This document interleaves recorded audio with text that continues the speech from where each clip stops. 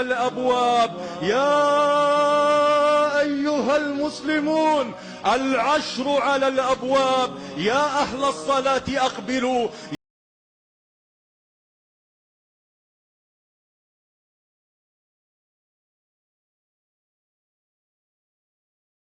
فهي خير.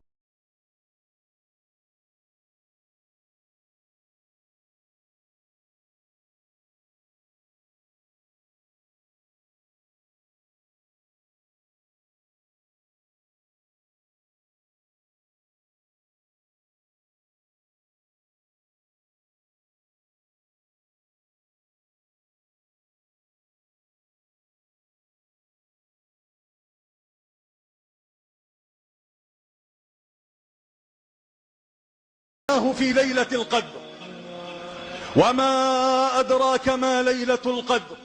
ليلة القدر خير من 1000 شهر، تنزل الملائكة والروح فيها. قال ابن عباس: والروح هو جبريل.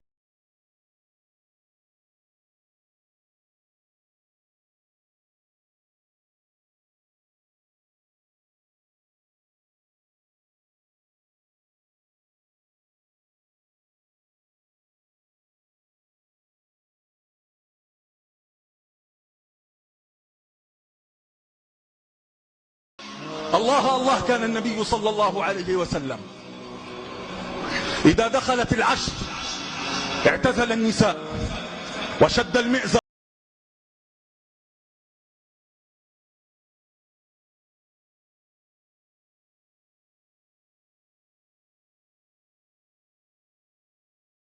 الذي غفر له ما تقدم من ذنبه وما تأخر.